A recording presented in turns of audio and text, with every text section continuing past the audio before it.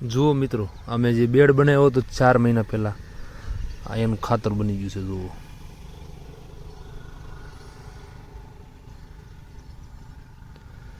આમાં અળસિયા છે, હજી મોટા મોટા અળસિયા છે.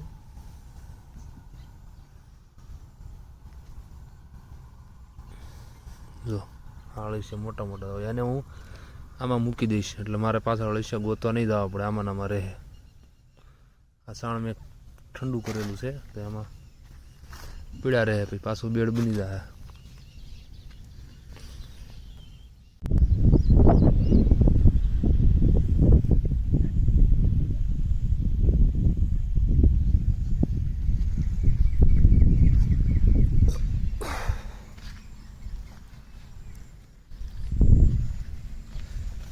તો સૌ મિત્રોને જય માતાજી. વાગ્યા છે અત્યારે સાંજના 6, અને હવે હું તમને મિત્રો લસણ બતાવું, લીલું લસણ ને ઓર્ગેનિક લસણ.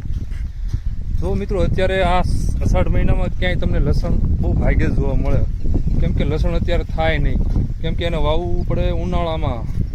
ચોમાસાના 2 મહિનાની વાર હોય ને ત્યારે તમારે લસણ વાવવું પડે, કેમ કે ત્યારે થાય નહીં. લોકો એમ કહે છે આ થોડું થાય લસણ. મેં ચોમાસામાં 2 મહિનાની વાર હતી ને ત્યારે મેં લસણ વાવ્યું હતું, તો ઘણા લોકો કહેતા હતા લસણ અત્યારે થોડું થાય, અત્યારે થોડું થાય એમ. અને એ પાછું મેં ડાયરેક્ટ આખા ગાંઠિયા નાખ્યા હતા, તો એ નવીન લાગતું હતું લોકોને કે આમ કેમ નાખો છે, આમ થોડું થાય આખું ગાંઠિયું. હા, મેં કીધું જ્યારે લસણ થાય ને ત્યારે એક હારે આમ જુવારો થાય ને વજન થાય. બરોબર, આપણી પાસે ઓર્ગેનિક લસણ થઈ ગયું છે.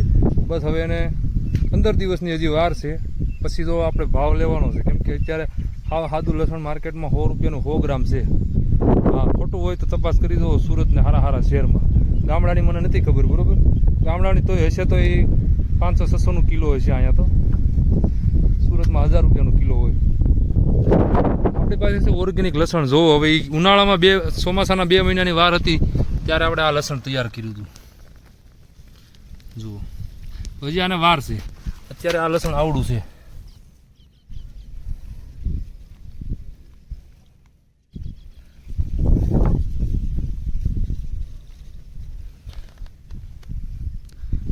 આવડો કેરો લસણનો ઠેઠ ઉતરી છે, કમસે કમ 4 થી 5 મણ જેટલું લસણ થાય આપણી પાસે.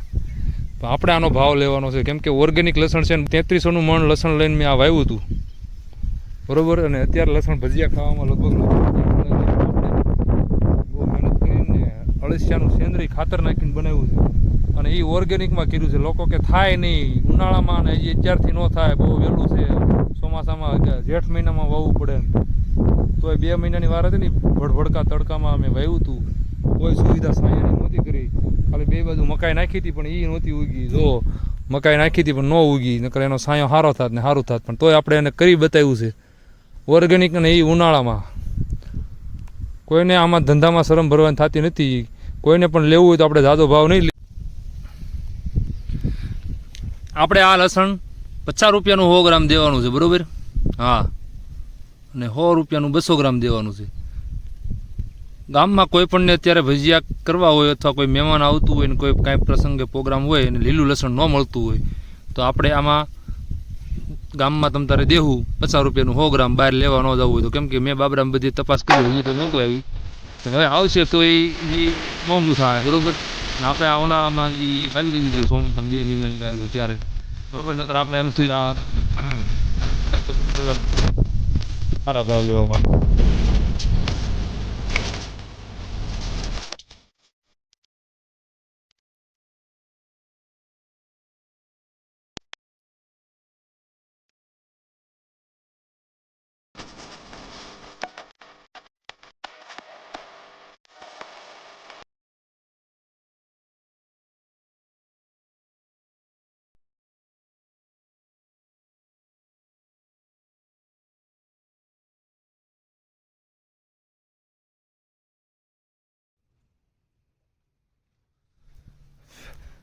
ચોમાસું છે એટલે માયખું બહુ ખૂબ છે, બરોબર.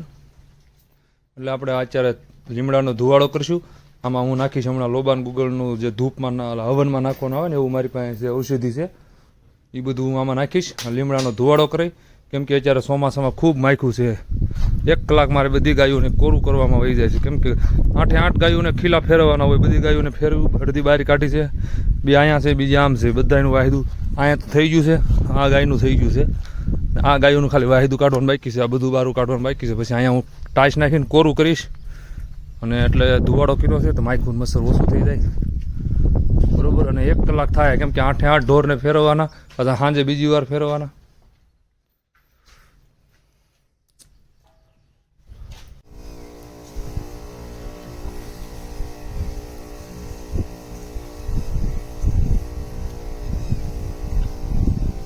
માંડવી પડી ગઈ છે, તો પીળી પડી ગઈ છે તો એના માટે દેશી જુગાડ કર્યો છે ઓર્ગેનિકમાં.